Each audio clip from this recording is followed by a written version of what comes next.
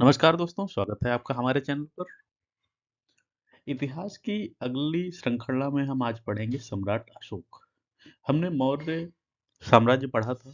मौर्य साम्राज्य में हमने मौर्य साम्राज्य की स्थितियाँ, उसके पतन का कारण, उसका उत्थान, सब कुछ पढ़ा था। उसके शासकों के बारे में भी थोड़ा-थोड़ा पढ़ा था। सम्राट अशोक को इसलिए अलग से पढ़ना ज़रूरी है, क्योंकि इनके बारे में चाहे यूपीएससी हो, स्टेट पीसीएस हो, रेलवे हो या अन्य कोई एग्जाम हो, उनमें सब में इनके बारे में प्रश्न जरूर से आते हैं। चाहे इनके अभिलेखों पर प्रश्न हो, इनके प्रशासन पर प्रश्न हो, इनके जो भाषा इन्होंने प्रयोग की थी अभिलेखों में उस पर प्रश्न हो, ये सब चीजें पूछी जाती हैं। यदि आप चैनल पर नए हैं तो चैनल को सब्सक्राइब कर लीजिएगा, जिससे आने वाले वीडियो अब तक समय समय पर पहुंचते रहें। वीडियो को पूरा देखिएगा, जिससे कि चीज़ें आपको दोबारा पढ़ने की ज़रूरत ना पड़े, आपके दिमाग में सारी चीज़ें बैठ जाएँ। कोशिश यही रहेगी कि आपको यहीं पर याद हो जाए, जो कि आपके मेंस और प्रीलिम्स दोनों में मदद करेगा।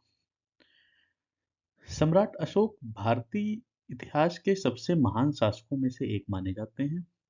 वह मौर्य वंश के तीसरे शासक थे। मौर्य वंश की स्थापना हो गई, चंद्रगुप्त ने की। उसके बाद बिंदुसार आए। बिंदुसार के जो पुत्र थे, वो अशोक थे। उनका शासनकाल लगभग 268 ईसा पूर्व से 232 ईसा पूर्व तक रहा। अशोक को उनकी धार्मिक सहिष्णुता, बौद्ध धर्म के प्रचार प्रसार और प्रशासनिक सुधारों के बारे लिए जाना जाता है। इनके बारे में अगर हम और पढ़ें, चंद्रगुप्त मौर्य जो कि मौर्य वंश के संस्थापक रहे थे। इनकी जो राजधानी थी पाटलिपुत्र, आधुनिक पटना थी। धर्म इनका जो था बौद्ध धर्म था। कलिंग युद्ध के बाद इन्होंने बौद्ध धर्म अपनाया था। कलिंग युद्ध के बारे में भी थोड़ा समझेंगे। ये भी देखेंगे कि कौन कौन सा धर्म उन्होंने कहाँ कैसे अपनाया। अशोक के बारे में वो सब जानकारी हम देखेंगे जो कि हमारे लिए जरूरी है, चाहे वो दक्षिण भारत से संबंधित इनकी जानकारी हो और चाहे वो मगध की तरफ से हो।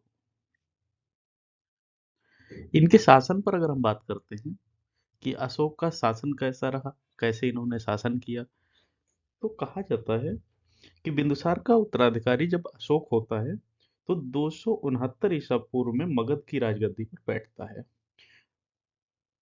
इनके में अशोक जैसे जब राजगद्दी पर बैठते हैं तो इससे पहले अवंती के राज्यपाल रहा करते थे। मास्की, गुर्जरा, नेतुर और उदगोलम के लेखों में अशोक का नाम अशोक कहा गया है। अशोक का इतिहास जो है वो ज्यादातर कैसे मिलता है, इनके अभिलेखों से ही प्राप्त होता है। इन्होंने प्रारंभ में कई सैन्य अभियान चलाए और साम्राज्य का विस्तार किया। अशोक ने अपने साम्राज्य को बहुत ज्यादा फैलाया।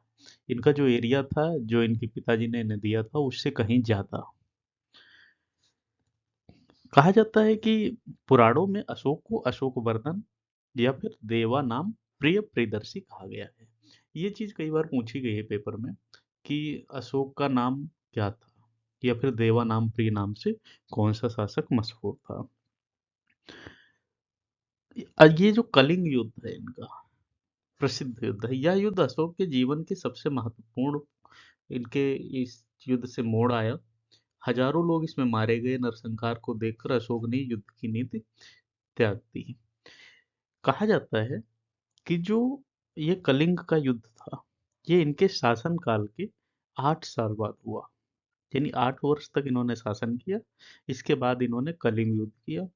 कलिंग की राजधानी तोसली थी, तोसली, उस पर इन्होंने अधिकार कर लिया। इसके बाद कहा यह जाता है कि इतना इसमें नरसंहार हुआ, इतने लोग इस युद्ध में मारे गए। युद्ध बहुत दुखांत था कि अशोक का हृदय परिवर्तित हो गया। कलिंग युद्ध के बाद अशोक ने बौद्ध धर्म अपना लिया और अहिंसा, करुणा और धर्म का प्रचार का मार्ग चुना।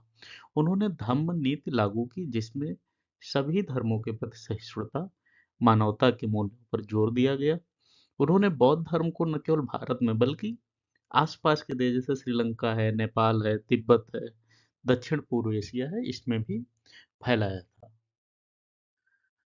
इनके जो शिलालेख हैं, ये हमारे लिए बहुत महत्वपूर्ण है। शिलालेख, अभिलेख, स्तंभ, ये हमारे लिए बहुत महत्वपूर्ण है। हम इनके बारे में बात करेंगे। दोस्तों, चैनल पर अगर आप नए हो तो इसको लाइक जरूर कर लीजिएगा, सब्सक्राइब कर लीजिएगा और कुछ कमेंट वगैरह करते रहा करिए यार, मेहनत करते हैं आपके लिए। कोशिश हमारी ये है कि हम आपको पूरा सिलेबस यहीं पर तैयार करा दें। स्टैटिक जीके का जो रहता है, वो चाहे जो सब्जेक्ट रहे, हिस्ट्री, ज्योग्राफी, पॉलिटी, इकोनॉमिक्स, सारा सब्जेक्ट हम कोशिश करेंगे ऐसे ही आपका तैयार करा दें एकदम आसान भाषा में। जब आप परीक्षा में जाएं तो आपको वहाँ पर आसानी रहे हल करने में। सब्सक्राइब कर लेंगे तो आपको आने वाले वीडियो आसानी से मिलते जाएंगे। जो भी एग्जाम होगा उससे संबंधित हम लेके चलेंगे। अशोक के अभिलेख। अशोक ने अपने संदेशों को शिलालेखों और स्तंभों के माध्यम से जनता तक पहुंचाया। ये शिलालेख ब्राह्मी लिपि में लिखे गए हैं। अशोक स्तंभ, जो लौह स्तंभ कहा जाता है, भारतीय इतिहास और वास्तुकला का सबसे महत्वपूर्ण उदाहरण है। सारनाथ का अशोक स्तंभ भारत का राष्ट्रीय प्रतीक है। ये जो राष्ट्रीय प्रतीक अपना देखते हो ना, अशोक स्तंभ, ये अशोक का ही स्तंभ है। इनके अगर अभिलेखों को बात करें तो इन्होंने क्या किया था, अपने विचारों और नीतियों को आम जनता तक पहुंचाने के लिए अभिलेखों और स्तंभों का प्रयोग किया था। भाई उस समय कोई मोबाइल तो थे नहीं। अब अशोक ने मान लो कोई अपनी नई नीति बनाई, तो वो नीति जनता तक कैसे पहुंचेगी? अपना एक अभिलेख बनाया, अपना स्तंभ बनाया, उस पर इसको छपवा दिया गया। वहाँ के जो लोकल इनके जो शासक थे, लोकल जो इनके प्रशासन चलाने वाले लोग थे, अधिकारी थे, उन्होंने उसे लोगों तक पहुंचाया। इस प्रकार इन अभिलेखों में बौद्ध धर्म, धम्म नीति, प्रशासन सुधार, अशोक के जीवन से जुड़ी हुई कई महत्वपूर्ण पहलुओं का भी इसमें विवरण मिलता है। अब अभिलेखों में देखते हैं कितने प्रकार के थे। 3 प्रकार के थे। शिला अभिलेख था, स्तंभ अभिलेख था, गुफा अभिलेख था। अब बात करते हैं शिला अभिलेख की। अशोक के शिला अभिलेख में बड़े बड़े पत्थरों पर खोद के बनाए गए हैं, प्राचीन ब्राह्मी लिपि में लिखे गए हैं। शिला अभिलेख मतलब पत्थर था, उस पर इन्होंने कुछ न कुछ टाइप कराया, लिखवा दिया। टाइप कराने का मतलब है लिखवा दिया, और वो अभिलेख इनके हो गए। 14 बड़े शिलाभिलेख हैं, जिनमें अलग अलग चीजें लिखी गई हैं, जैसे जानवरों की हत्या पर है, लोक कल्याण पर है, राजकीय अधिकारियों पर है। इसके अलावा मतलब धार्मिक सुधार है। ये सारी चीजें इन्होंने लिखी है कि इन्होंने पशु बल की निंदा की थी। दूसरी चीज है, इन्होंने मनुष्य और पशु दोनों के लिए चिकित्सा की व्यवस्था की थी। ये अशोक ने ही किया था उस समय पर, कि अगर मनुष्य बीमार होगा उसके लिए भी डॉक्टर होना चाहिए, और पशु बीमार होगा उसके लिए भी डॉक्टर होना चाहिए। इन्होंने जो और एक आत्मनियंत्रण की शिक्षा दी। तीर्थ यात्राओं का उल्लेख भी इनकी अभिलेखों में है, 7वें और 8वें में। दूसरी चीज है शिष्टाचार का उल्लेख है। इन इसमें अशोक ने आदेश दिया था कि राजा तथा उच्च अधिकारी हमेशा प्रजा के हित में सोचें। ऐसे करके इन्होंने प्रजा के हित में बहुत सारे अभिलेख बनाए, अपने बहुत सारे नीतियां बनाई, जो कि अभिलेखों के माध्यम से जनता तक पहुंची थी। स्तंभ अभिलेख जो होता था, इसमें क्या था, अपने संदेशों को स्तंभों पर खुदवाया। 7 स्तंभ अभिलेख है। सारनाथ का अशोक स्तंभ जो है वो प्रतीक है।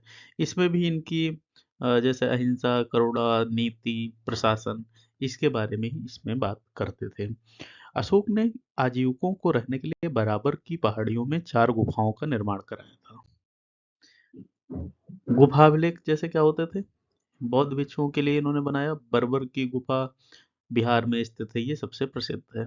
इनकी जो भाषा होती थी वो प्राकृत, लिपि ब्राह्मी, भारत के अधिकांश हिस्से, अरमाइक भाषा, लिपि अरमाइक, अफगानिस्तान में, और ग्रीक भाषा, ग्रीक लिपि उत्तर पश्चिम भारत में मिलती है।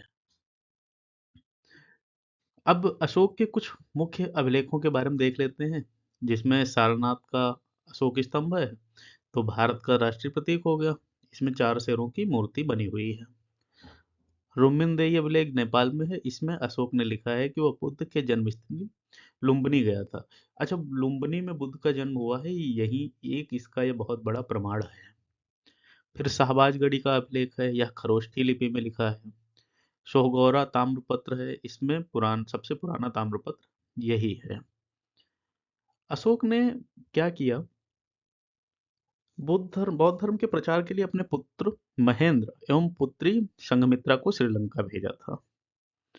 भारत में शिलालेख का प्रचलन सर्वप्रथम अशोक ने ही किया था। ये प्रश्न एक बार आया था कि भारत में शिलालेख का प्रचलन सर्वप्रथम किसने किया था? तो अशोक ने ही किया था। उसके काल से ही हमें शिलालेख मिलना शुरू होते हैं। फिर अशोक के अभिलेखों का महत्व देख लेते हैं एक बार। धम्म नीति का प्रचार, बौद्ध धर्म का विस्तार, प्राचीन भारतीय इतिहास का स्रोत, अशोक का प्रशासनिक ढांचा, यानी प्रशासन कैसे वो चलाते थे, नैतिकता के संदेश। प्रशासनिक सुधार में क्या था? अशोक ने अपने साम्राज्य को प्रांतों में विभाजित किया था और राज्यपाल नियुक्त किया था। उन्होंने सामाजिक कल्याण के लिए अस्पताल, सड़कें, कुएं और धर्मशालाएं बनवाई। वन्य जीव संरक्षण को भी अशोक ने बढ़ावा दिया था अपने प्रदेश में।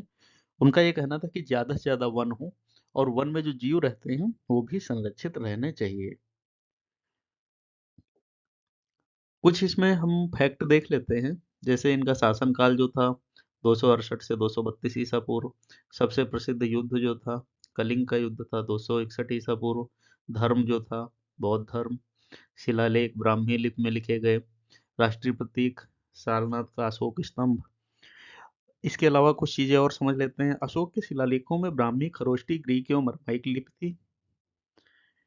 खरोष्ठी लिपि के बारे में एक खास बात कही जाती है कि ये दाईं से बाईं ओर लिखी जाती थी। खरोष्ठी लिपि जो थी वो दाईं से बाईं ओर लिखी जाती थी। अब एक सवाल जो पीसीएस में आया था, एक बार यूपीएससी में भी आया 2016 के आसपास। सवाल ये था कि जो अशोक हैं इनके अभिलेख को पढ़ने में सबसे पहले सफलता किसे मिली है? तो वो थे जेम्स प्रिंसेप।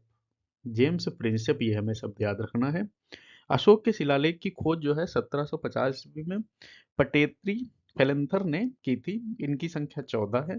अशोक के अभिलेख पढ़ने में सबसे पहली सफलता जो है 1837 में जेम्स प्रिंसेप को हुई थी। प्रयागराज स्तंभ लेख जो है इसके बारे में कहा जाता है यह पहले कौशाम्बी में स्थित था। इस स्तंभ लेख को अकबर ने इलाहाबाद के किले में स्थापित कराया था। फिर इसके बाद अशोक के बारे में एक बात और कही जाती है।